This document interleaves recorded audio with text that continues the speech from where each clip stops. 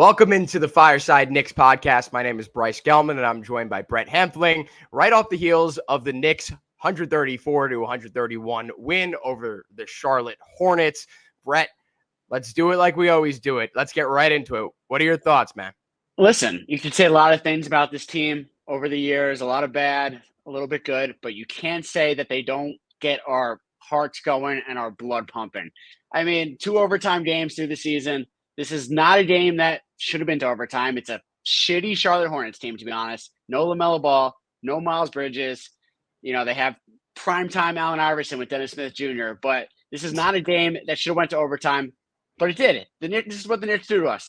But they pulled it out. Maybe a game they don't pull out last year and years past. Charlotte didn't. They don't have a squad that should take us to overtime. But the Knicks pull it out, and we're 3-1. The New York Knicks are 3-1 on October 26th, and that's saying a lot. Yeah, we just got to call a spade.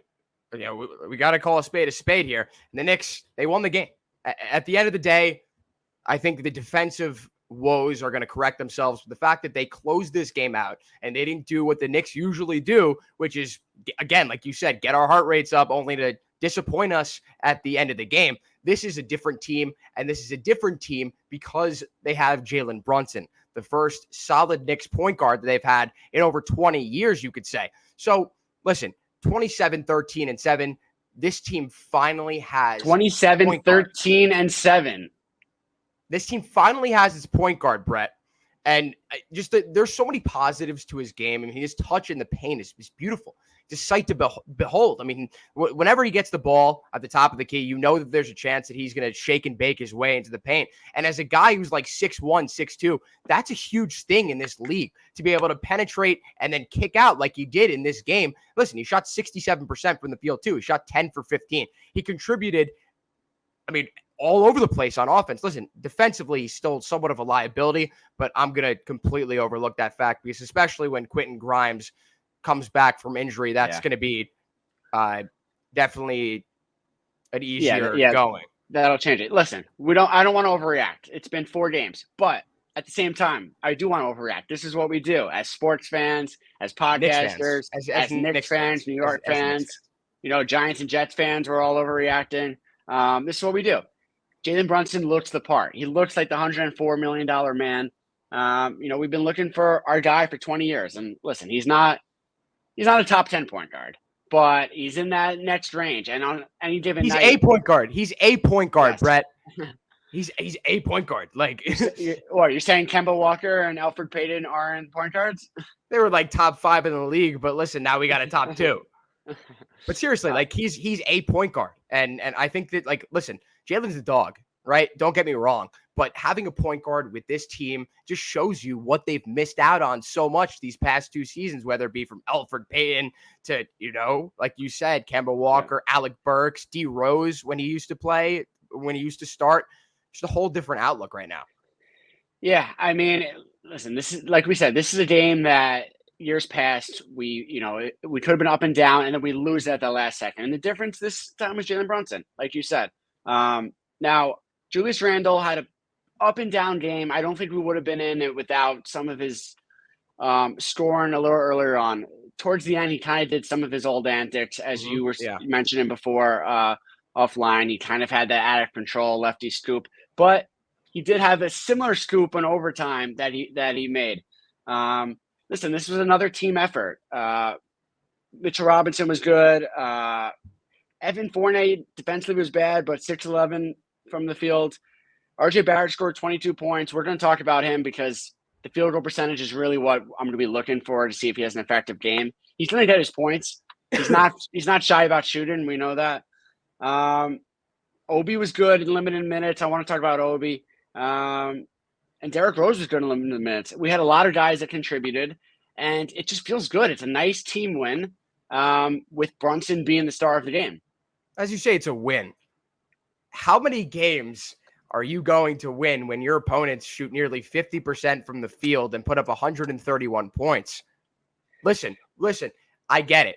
It's a win. And right now it's sitting at 3-1. Haven't played great teams yet. Memphis was a solid team, but these are the types of games that you need to win. You need to put these teams away early.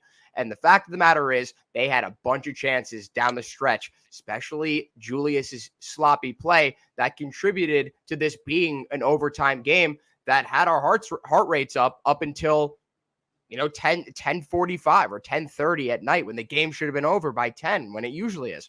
So, I mean, like, look, we could point out like two specific plays, and I think it kind of like sets the scene for who Julius Randle is for this team right now. I mean, it was the putback at the end of regulation that tied the game, or to put them up. Yeah, and the then big boy rebound. It's a huge rebound, huge play. Julius, we're happy with him 1 second, and then in the end, where there's 14 seconds left, Kelly Oubre puts up an absolute brick. He airballs the shot. It's going out of bounds, and Julius touches it and tries to throw it back in. Like, that's just a little brain fart that he's got to get out. He's got to work that out of his system. It's only 4 games in. 25 games, 30 games into the playoffs. If they make it, that can't be happening. And I just listen, I will say this. I love his intensity. I love what he's bringing to this team. And I love his attitude, Brett. I love how he's smiling. And they said it on the MSG broadcast a bunch of times. He looks like a different player, a different person. He looks like a different player. I mean, that's an easy thing to say. He looks like a different person out on the court. Yeah, I mean, there's been a lot of reports, and sometimes these reports are bullshit, especially beginning of the season or off season, that he just seems like a different guy in the locker room and he's just smiling more, which is good. And I believe it all for right now. It is early in the season, but I believe it all for right now. But yeah, I think we talked about this last week. I'm pretty high on Julius. I think this is going to be a thing with us where I'm pretty high on him. Then you're going to have to bring me back down because I see when did we chat last time? After the opener? Yeah, it was after the Memphis game. Yeah.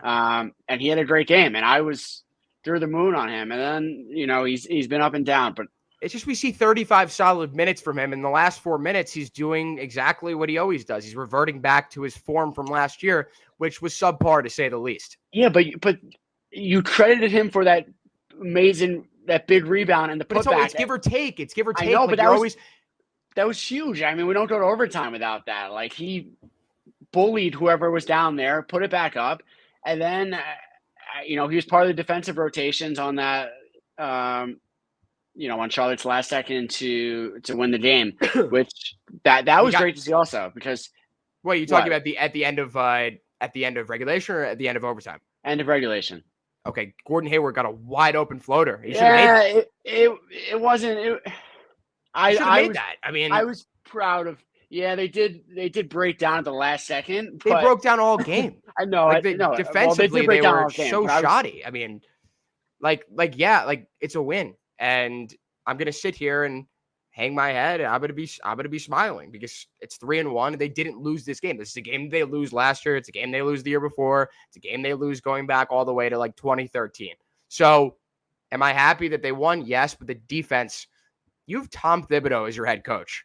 There shouldn't be lapses in rotations. The discombobulation scene should not be a thing when you have a defensive coach. And I don't want to sit here and sound like a negative Nancy like we were talking about before this show that I was probably going to do, but it's hard to be positive about the defensive effort tonight. And I heard the MSG pregame, and Alan Hahn said, like, it's just something, this is something that's, 4 games in, like, they'll learn their rotations. I do think the addition of Quentin Grimes is going to do wonders for this defense. But right now, 131 points. And like you said earlier, too, like, Charlotte is a team that scores a lot, but Dennis Smith Jr. was carving up the defense. Former Knicks legend. Yeah. I mean, listen, he just needed 6 years of seasoning. Is that too much to ask? Just give a guy 6 years. And he still can't shoot free throws. Sometimes I'm joking about 6 years of seasoning, but sometimes it just helps to get on a shitty-ass team. And listen, he was on the Knicks that were shitty, and he was on Detroit that was shitty. But sometimes you find your shitty team, even though they wouldn't win, and he's playing with all these youngsters. He has this confidence, and sometimes you just need a confidence. That's exactly who he was on the Knicks, though. When they made that trade for when they traded Porzingis away at the end of the 18-19 season, that was Dennis Smith Jr.'s time to shine. There was no one else on that team. Yeah, but the thing was, he was bad in the beginning of the season, and then the crowd got on him, and that was just this snowball effect. Then he was just awful. So, I don't know. We don't need to talk about Dennis Smith Jr. too much. We will look out for him next time we play him. But He won't play. LaMelo is going to play 35 minutes, and DS Jr. is going to and Terry ride the Rozier bench again. Yeah, exactly. Let me ask you a question because you mentioned Quinn Grimes, and I love Q, and he is a good defender and 3-point shooter. And towards the end of the season last year, he was awesome. Tibbs is liking Cam Reddish, which I'm shocked. He went back to him late. What, did he finish the game? He finished the game, right? Mm-hmm. He put him in after Fournier fouled out. Yeah. Where are these Quinn Grimes minutes coming from? Excellent to be fair, he's already built that into his rotation for Quentin Grimes to finish the game. Like, that's not a situation where Evan Fournier can even get his 6th foul because Quentin Grimes will be in the game in that situation. I think realistically, I want to say that Reddish has earned his minutes in this rotation, but knowing the coach of this team, that's not of high likelihood. So if he didn't, but if he didn't give him the finishing minutes, I might think that. But who else are you putting in? Realistically, you're not putting Quickly in. He's a liability. Who else? You could put in Rose. I would have put Miles McBride in, but that's too far fetched. It wasn't. How much time was left? I know you don't have it. There was 6 minutes. I don't know why. Yeah, it wasn't just. Playing. No, there was 4 minutes. I think it wasn't. 4 minutes. It wasn't just defensive. We need a couple of defensive. It was there was time. No, And Cam was okay tonight. He wasn't even that good. What did he shoot? He had 5 points. Fournier fouled out. Yeah, but it could he fouled out with 3.5 minutes left. Okay. So I mean, that's not a crazy amount of time. And at that point, they were up 1. I think I want to say, yeah, they were up 1. If he's in Tibbs' finishing rotation, it means something. The things that Tibbs do mean shit. I think it says more about the current roster in this game. I don't see it. Listen, we saw Cam Reddish get run when they traded for him last year, and within 5 games, he was out of the rotation just like that. This is one of the deepest teams in the league, realistically, and it is. Hartenstein is solid. All these guys deserve their minutes. Where those minutes are going to come from for Reddish, I think personally, he's going to eat into Quickly's minutes. He's going to eat into Fournier's minutes. Grimes will get his run. But you have realistically 4 shooting guards, small forwards. They don't really play a small forward. They just have a bunch of guards and Toppin and Hartenstein. So, yeah, I mean, I was saying this to a friend. So we don't have any top 20 players, obviously. But we have more probably top 30 through 60 players than most teams. I mean, our generous 40 to 70. Sure, whatever the number is. We have more mid players than any other team. Yeah, yes. And I was saying this to a friend who's not a Knicks fan. He's like, "You guys think you're so good?" I was like, "I'm not saying that. We don't have any stars, and you need stars, but we do have a lot of good players that are deep and deserve playing time." Obi only played 13 minutes, and he looked good, and his shot looked good. His shots improved. He was 3 for 4 from 3. He always brings energy. It's tough because Tibbs doesn't like to play Obi and Randall together, which I would do more. You don't want to see it too much. Listen, it's hard to do when Mitch is giving you all that he gives you on defense, and Hartenstein has been the X factor that he's been when he's been in. So a teardrop from the foul line. It's beautiful. It's beautiful. It's poetry. Yeah, it almost touched the roof. All right. All right. Let's just do this. We've been talking a lot about this game. I want to hear your X factor player of the game. We're not going to go best player because that's obviously going to be Jalen Brunson. But who's the guy in this game who you believe played the most to help this team win besides the best player? It's Jalen Brunson. I know you don't want that. It's everyone else just kind of contributed. He stepped up 27 points. He had a big 3 in the 4th. I know we've been talking about it, but we didn't talk about that 3 in the 4th from the right corner. And then the 3 in overtime. He had 2 monster 3s that if he doesn't hit, we were kind of floundering. We were sort of floundering because we don't have that go-to player that most teams do. See, the NBA is a lot of shit happens the first 3 quarters, 3.5 quarters.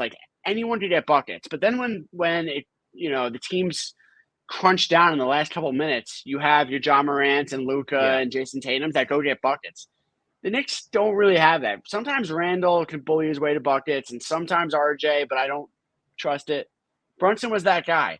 But I'll give you someone. Mitch Robinson was awesome defensively. You just took my pick. Took the words right out of my mouth. He was only 4 for 4, 8 rebounds, but he contested so many rebounds. He's really active. He said in the presser yesterday that he got his bag, but he doesn't care. He's working hard, which I love. It's still early. It's great. Great mindset to have. But yeah, I'll give you Jalen and Mitch. It's Mitch for me. It's got to be Mitch. If we're gonna go listen, we're gonna have to figure out something at the end of these instant reactions, because we can't just go the obvious. Jalen, obviously Jalen Brunson, but for me it was Mitch. I mean, he played his role to a T, and 8 rebounds, not a lot, but again, like you said, he's a menace. Like, you have to box him out, so that's just taking away rebounds from them. They took 31 threes, so a lot of those rebounds are going out to guys like Quickly, he's been taking multi rebound games. I don't even know what I'm saying right now, but Quickly's been rebounding. So, but listen, 6 blocks is all. It's all I got to tell you. He's a menace in the paint. He brings something that most guys in the league don't bring. He's young, he's untapped still somewhat, and he's extremely athletic. So he does a lot. He's like a Swiss Army knife on defense for this team. He could go out and contest threes. He doesn't have. He could sag off these guys by 5-6 feet. He still has the crazy wingspan and jumping ability to contest these shots with ease. So how about that goaltend now? Yeah, that was. I mean, I kind of that wasn't going in. I kind of love when he does it, but it's also ridiculous. Kind of no one in the NBA does that, and it's actually no one can get that. No one else can get that. It's actually closer than it looks. It's so ridiculous that I think even if it was a half a second earlier, the ref still would have called their goaltend, because no one really blocks shots as the second defender. Yeah. But yeah, Mitch has been awesome. But before we kind of get going, this win was so big because I was looking ahead at our schedule and now I can't find it. We have a tough schedule coming up. Yeah. So we're 3-1. Now I don't have it. I got it. Don't worry. No worries here. They play the Bucks. Play the Bucks. Play the Hawks, right? Play the Bucks Friday night. Knicks. And they play Cleveland, Atlanta, Philly, Boston, Minnesota, Brooklyn, and then Christ. Detroit. So they play the next 7 opponents are all teams that will likely be in the top. No, well, that's up until then. Okay. So good. These are going to be the true test. This defense will really be tested, because tonight it got tested by a team that doesn't have its best players. So we'll see. I'm excited for that. I want to, maybe not Milwaukee. Milwaukee is tough, but I want to see some of these other teams. I mean, we played Milwaukee tough, I think, last year. I think we played them tough both times. But yeah, if we could beat a couple of these tough teams, it'll grow our confidence. It'll just we got to still figure out who we are. And listen, you take care of the bad teams and you beat some of the good teams, and that's how you become a good team. So I'm very excited for this stretch. Yeah, and the last thing I will say before we wrap up here is, against these solid opponents, Knicks players are going to have a lot to prove. Jalen Brunson still has a lot of doubters. Mitchell Robinson still has a lot of doubters. Julius Randle especially has a lot of doubters. But the guy I'm looking towards the most to kind of rebound after a rough start is obviously RJ. It's got to be RJ. And it couldn't come at a better time against better opponents, better defenders. I feel like that's kind of when he thrives anyway. He's not forcing stuff. He's just taking what the defense gives them, because the defense won't give him a lot. I mean, RJ's a gamer. He's not happy with the start to the season. He's shooting 34%, I believe. He didn't shoot much better last year. He shot 40% from the field. I know, but the point was to step up from that. Of course. The point was go from 40 to 45, not 40 to 34. But no, he's going to be pissed. He's a gamer and he's a competitor. So I'm excited to see that. We'll be back next week. And any last thoughts? We touched on everything I wanted to touch on. Another solid episode. 3-1. Go Knicks, baby. All right, that'll do it for us here on the Fireside Knicks podcast. Brett, Bryce, see you next time. Later.